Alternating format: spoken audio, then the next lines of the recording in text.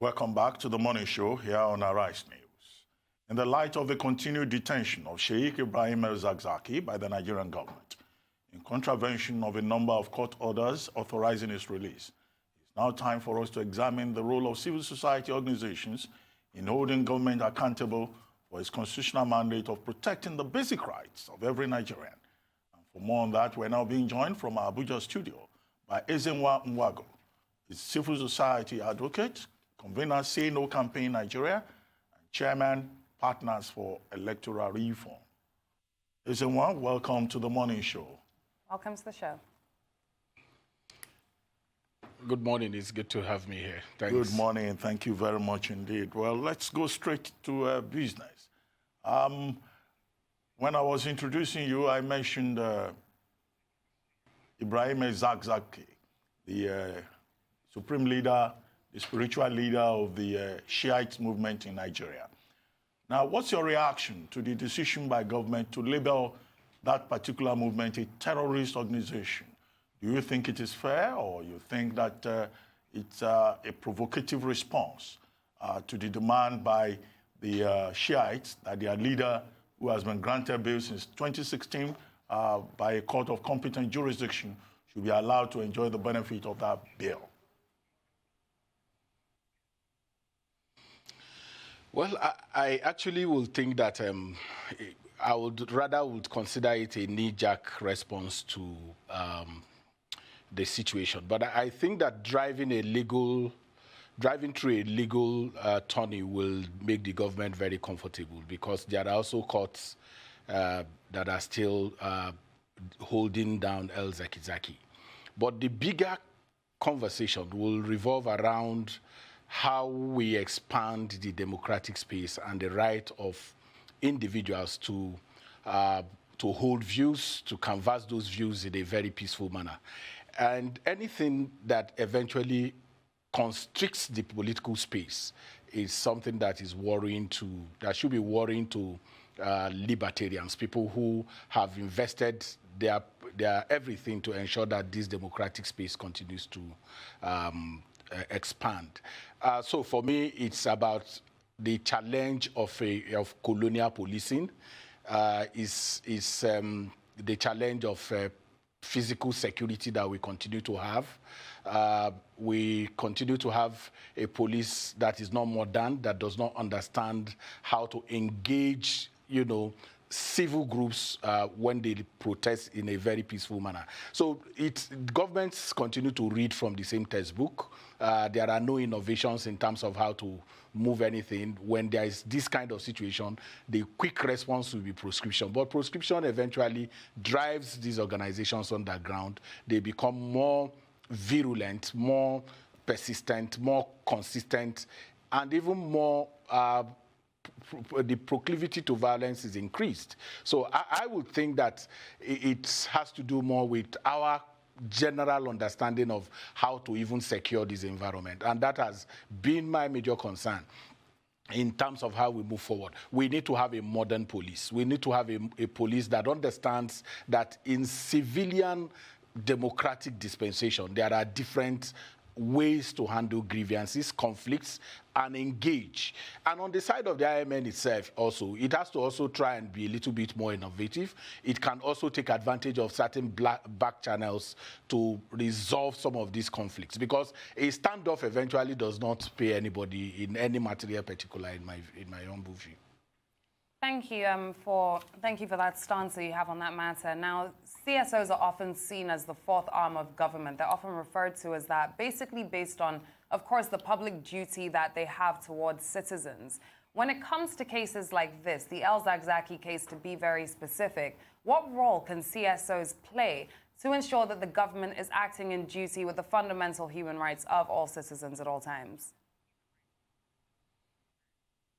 Well, I think we need to begin to look at civil society in a generic sense. If you are talking about civil society organizations, that's a different thing. But when you talk about civil society, the media, professional organizations, I spoke about civil society organizations, CSOs, civil society organizations. Okay. So if you talk about organizations, our remit will be in terms of advocacy. Our remit will be in terms of working around frameworks, legal, social, political frameworks that expand the democratic space. And one of the ways to do that is to also engage the whole concept of policing. And like I keep saying, if you, the IMN conflict has not gone beyond where police can engage with it. But the challenge you have is that the police is ill-equipped, the police does not have the temperament for democratic engagement, and so will continue to respond to issues in a manner that is still dictatorial, that is still, if you like, not within the norms of. So civil society will continue to knock these doors, to expand, to explain, to engage, to advocate, and ensure that in our move from transitioning from civil rule to democracy, that we understand that anything that conflicts the space is not democracy. All that we need to do is to ensure that the rights of individuals to freely, peacefully express their views within the confines of the law is maintained. And I think that is the remit of civil society organizations. Okay. Yes, well, you talked about civil society in a generic sense.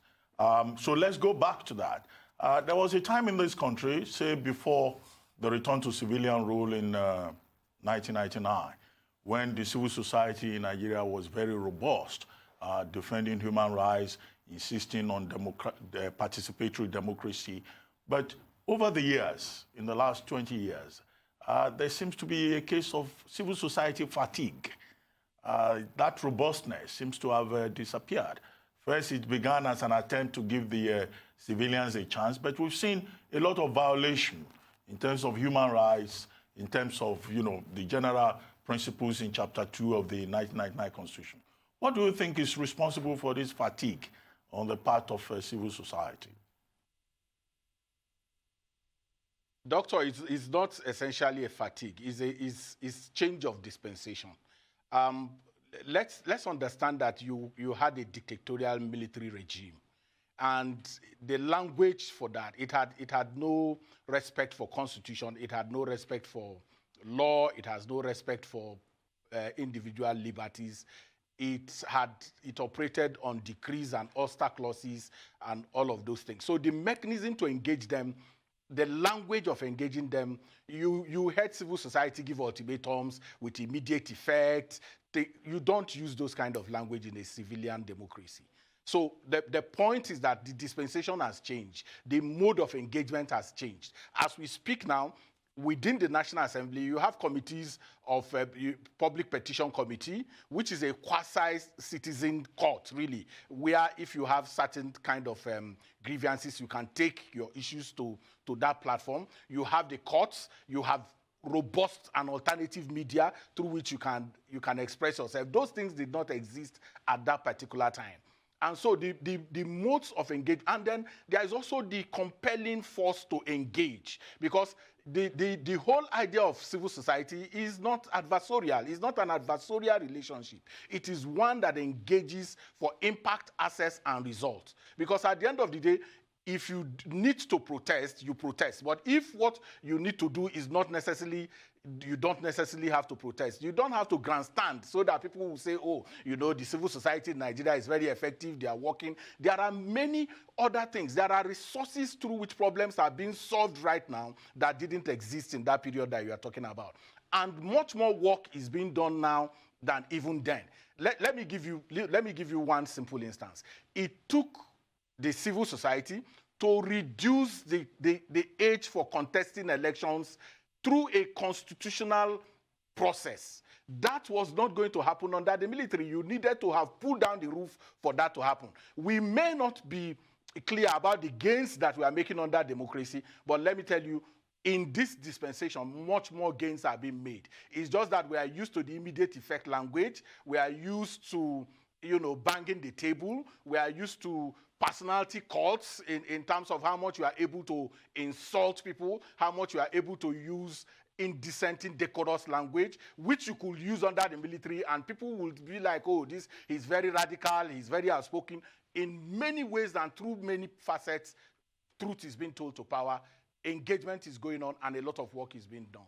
There are also several threats that are, of course, posed to our democracy right now, several of them that are existing. And one comparison that's currently being made with regards to this current situation with the Islamic movement of Nigeria is with reference to how Boko Haram started off. And a lot of citizens are currently worried with regards to this. Is the government showing some sort of impartial treatment that could actually pose a threat and pose a security threat to the nation by declaring this group as or by following the court order that declared this group as a terrorist organization? So these are the worries that are currently going around. How do you see this situation playing out?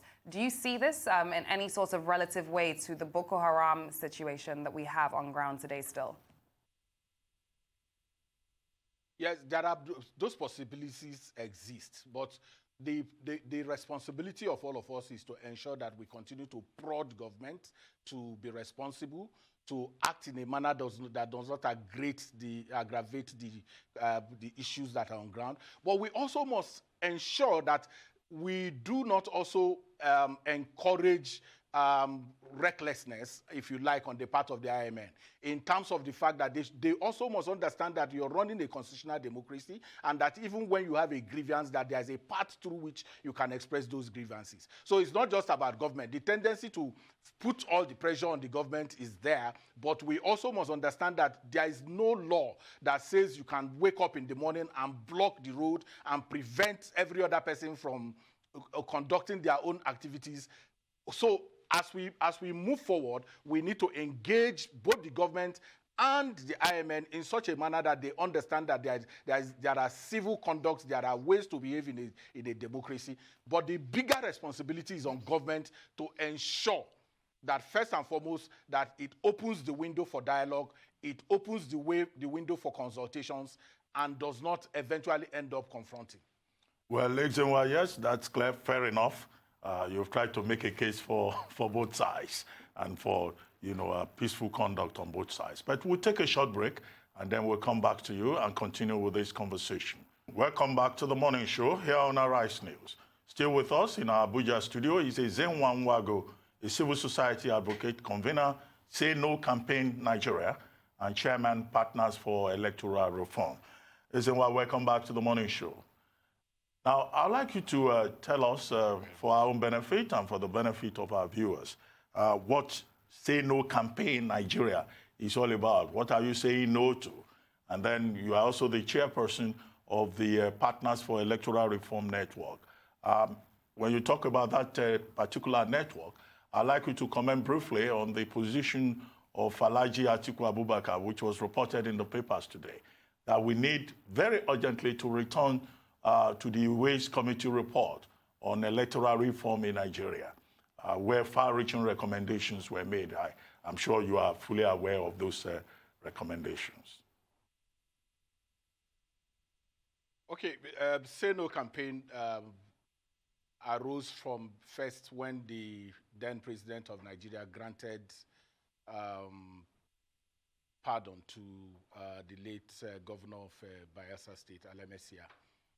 So a group of us came together to protest that prerogative of mercy on the basis that it was going to, reduce the perception around the fight against corruption.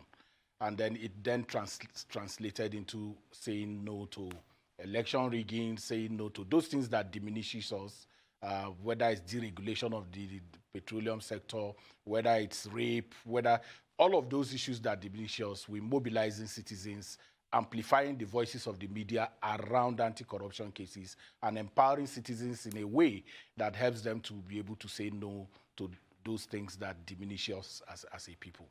Now, for the call to get into the recommendations of the Justice Ways Commission, I think that it's long overdue. I think that there are pristine, very cogent recommendations that we need to take on board. We need to engage the issue of electoral offenses in a more clearer, definitive way. And what does that mean? What it means is that the police, for instance, and INEC do not have perhaps all it takes to be able to deal with electoral offenses. We have had series of elections, 1999, 2003, 2007, 2011, 2015, and 2019. We have seen very, very challenging situations of violence, and we know that violence does not occur by itself. We know that there are people who precipitate that. There are people who help those who precipitate that to do that job. Nobody, as we speak, is imprisoned, to the best of my knowledge, on the basis of electoral violence and offenses. So our notion of electoral crime is accentuated because of the sweetheart way that we deal with electoral offenses. So that panel, committee recommended the establishment of an election offenses tribunal, which takes away the burden of prosecution of electoral offenses from INEC to a more focused body that can do so, and bring people to uphold sanctions and ensure that there are deterrents. That's one. The burden of registering political parties is also on INEC. So you need a party registration stuff that's able to take away. So much of what that committee did, the greater work of that committee, is captured in what you call unbundling INEC, taking away some of these responsibilities that have bugged INEC, that makes it that from one election cycle to another, INEC is engaged in a manner that makes it difficult for them to, even when you have this calendar, this planning, this strategic framework, you see that there are so many other distractions that take INEC away. We've had 1999, INEC is in court defending itself against elections. INEC will be conducting, Bielsa will be conducting. So you need other frameworks to be able to do so. We are also talking about diaspora voting. You can't criminalize electronic voting, for instance. You need to take all of those things away, even though they may not be immediately practicable, but you can take them away. You can remove the legal constitutional bottlenecks that makes it impossible for us to gravitate in that direction. Our citizens outside Nigeria, legal citizens who are legitimately in the countries where they live and supporting the country from where they live, have been taken away from participating in election. I think we need to join the children of light in Ghana, that Ghanaians in Nigeria do not necessarily have to travel to Ghana to go and have elections. The Nigerians conducted election last year. Their citizens in Kano and Abuja had the opportunity to vote from Abuja. So we need to start that work. I know that we sidestep problems in the country in terms of not confronting those issues because of the bigger challenges that we have, the trust issues and all of that. But we must work in a way that recommendation has provided a framework that you can begin to take these things incrementally in such a way that at least you join the rest of the world in having what can be called best practices in electoral reform issues. That's basic. So we must go in that direction. And it is not an Atiku Abubakar issue. They had opportunity. He's had opportunity to implement those things. They conducted some of the worst elections in the history of this country. That opportunity did not come. But we must take advantage of what we have now and also understand that our elections are getting better in such a way that what you had in 2007, 2003, where people will be going to the poll and the results of where they are going to the poll will be announced, has been overtaken by the issue of the smart card reader and the permanent voters card. We must record those things and continue to make incremental progress, take from those recommendations and other recommendations, because there are also you had that committee on electoral violence. The recommendations are there, is gathering dust. Nobody is talking to those recommendations. We need to gather all there is also the Namani report. A lot of other reports have come. Let's get them together, have a multi-stakeholder engagement around electoral reform issues, and take those ones that will be beneficial for elections going forward. But we can't continue to demonize even the little progress that we have made electorally. Okay, now earlier on you mentioned legal and socio-political frameworks that CSOs can use as a way of maximizing the potential of government. So aside from electoral reform that you're very keen about, what other issues is your organization rather currently putting socio-political and legal frameworks into place for, and why are these issues of great concern right now? Well, I think that there's some kind of elite aloofness as insensitivity in the things that really matter to us. And we outsource the things that are important to us to some section of people who are called civil society.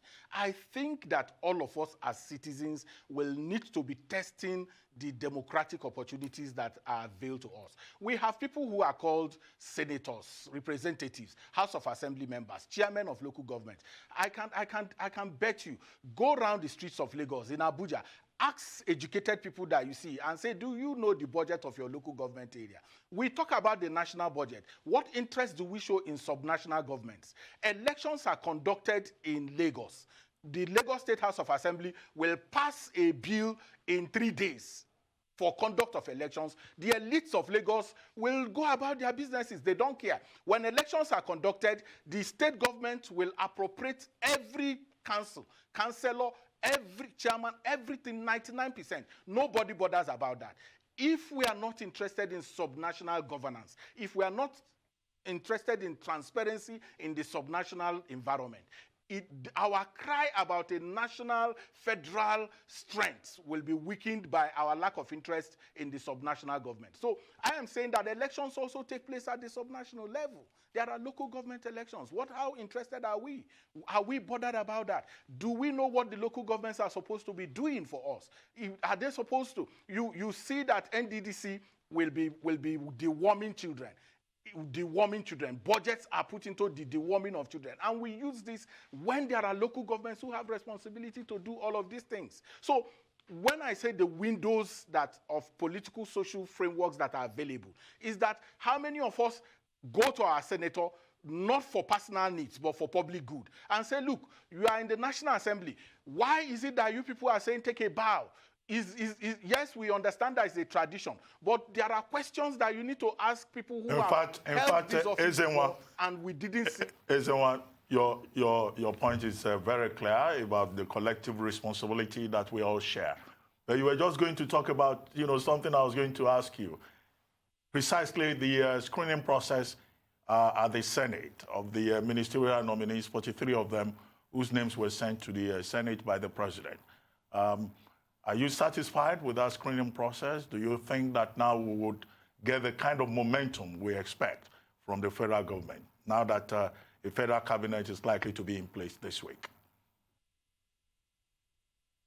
Briefly. Well, let's make it, yes, very clearly. The thing about holo rituals that we got from British, American Parliament that are abused in our own environment, we need to begin to take a second look at them. Thank you very much. Holo ritual, that's a very good takeaway. We'll have to thank you at this point.